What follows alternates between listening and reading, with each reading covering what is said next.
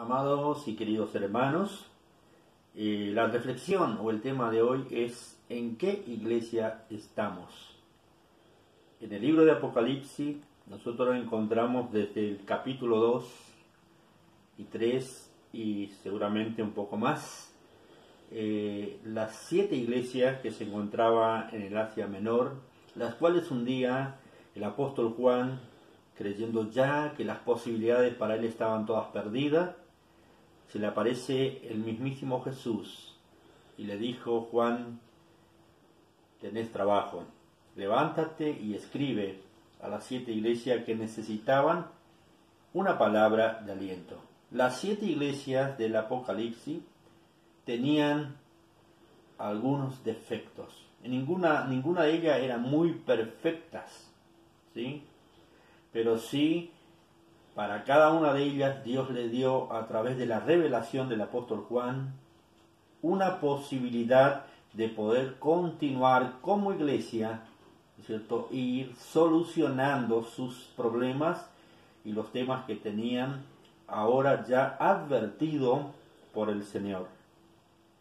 Nosotros encontramos en el capítulo 2 y versículo 4, donde a esta iglesia, la iglesia de Efesios, ¿sí? La iglesia de Efesios era una iglesia sin amor. Podemos, al meditar la palabra allí, creo que no vamos a entrar en detalles porque la hora se va y las reflexiones son reflexiones, ¿sí?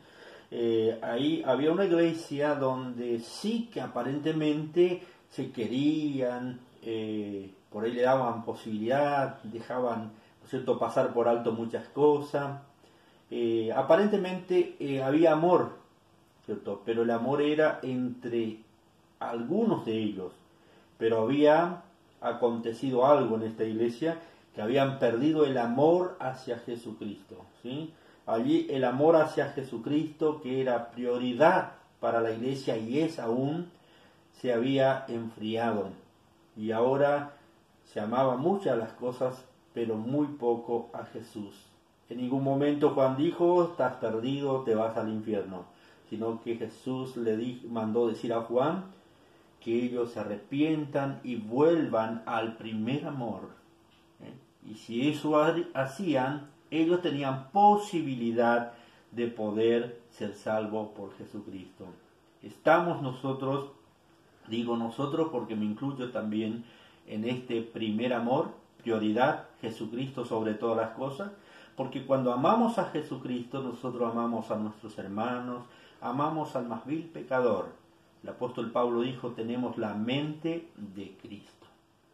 Tan difícil hoy conseguir, ¿no es cierto?, estos elementos en nosotros mismos de poder alcanzar tener la mente de Cristo, que perdonó hasta los que le estaban injuriando sobre la cruz del Calvario, diciéndole: Padre, perdónalos porque no saben lo que hacen. Continúa el apóstol Juan y ahora le escribe a la iglesia de Esmirna, ¿sí?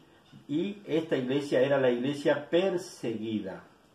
Y esta iglesia estaba perseguida, pero Juan, revelado por el Señor, le dijo: sé fiel. Te falta fidelidad un poquito, ¿no? Sé fiel hasta la muerte y yo te daré la corona de la vida. No importa si sos perseguida, no importa si sos perseguido, ¿no es cierto? Lo importante es ser fiel. ¿A quién ser fiel? A Jesucristo, no dejando el primer amor, que es Jesucristo, ¿no es cierto? Y serle fiel para poder tener la corona de la vida. Luego Juan escribe a la tercera iglesia, la iglesia de Pérgamo, que era la iglesia que se acomodaba, siempre quería acomodarse con el gobierno, con el otro. Hoy nosotros decimos, nombramos un poquito diferente, ¿no es cierto?, que no es tema de esto, ¿no? Pero por ahí decimos: queremos andar bien con Dios y con el diablo. Era una iglesia que se acomodaba.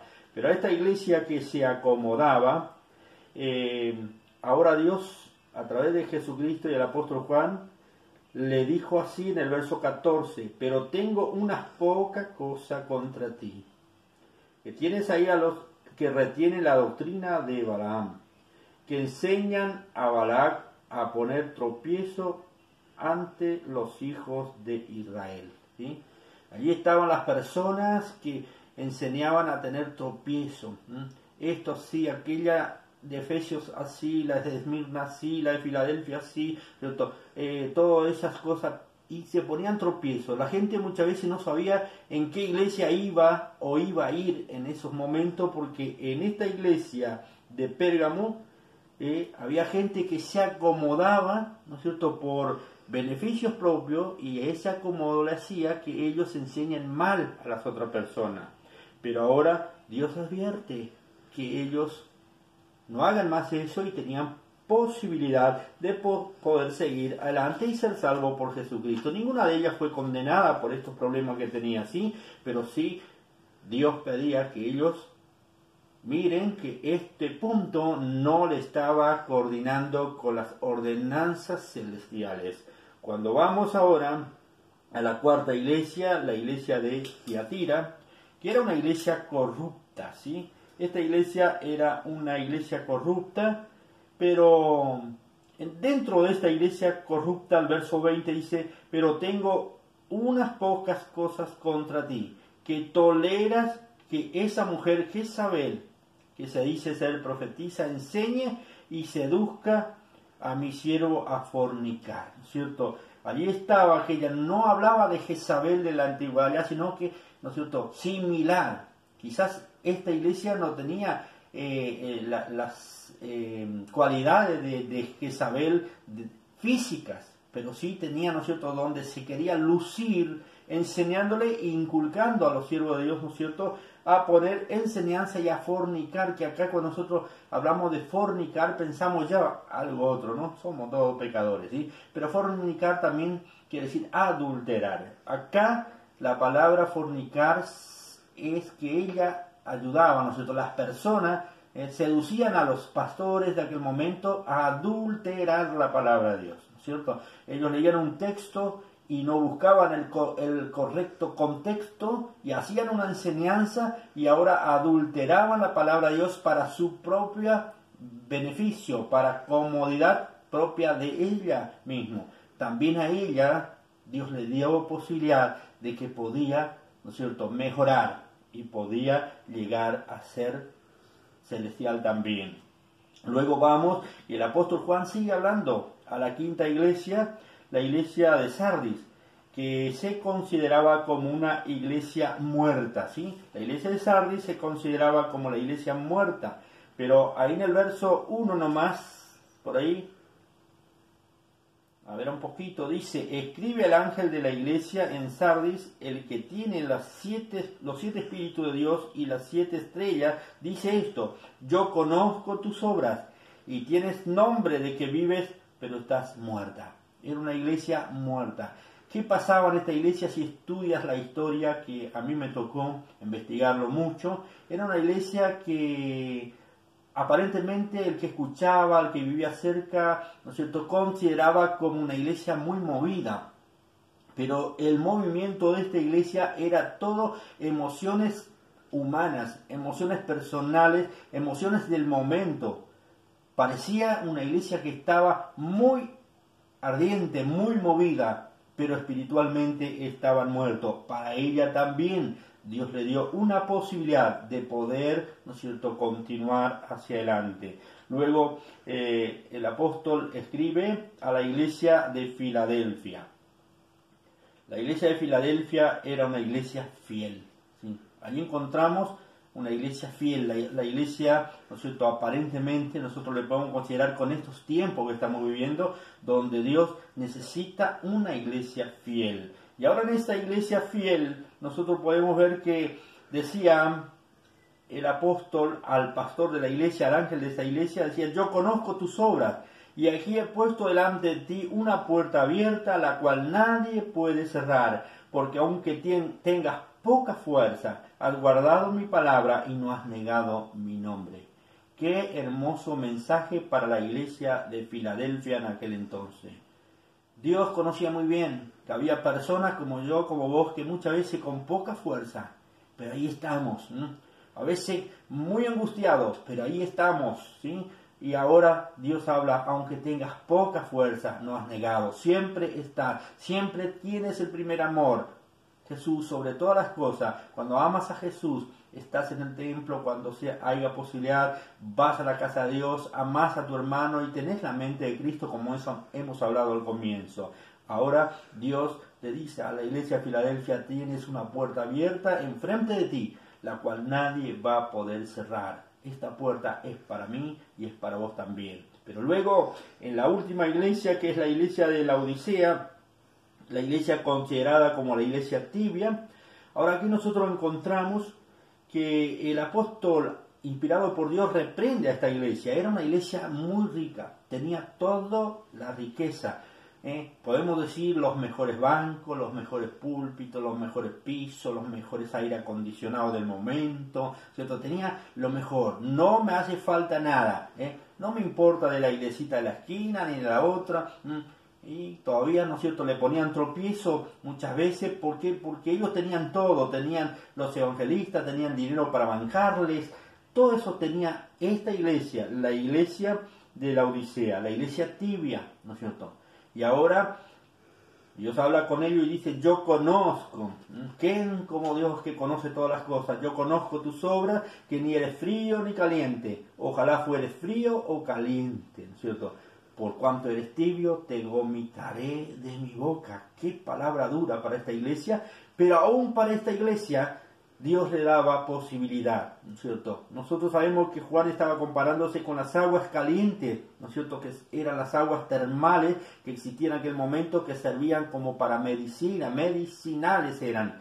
Y las aguas frías que servían para refrescar el cuerpo y el alma también, ¿por qué no? Y también estaban estas aguas allí que estaban solas, en un charco, ya tibias allí, se consideraban, no necesitaban del mar, ni del río, ni de la anchorrada, como hablamos acá, de nada, ellos estaban allí porque parecía tener todo, pero eran tibias.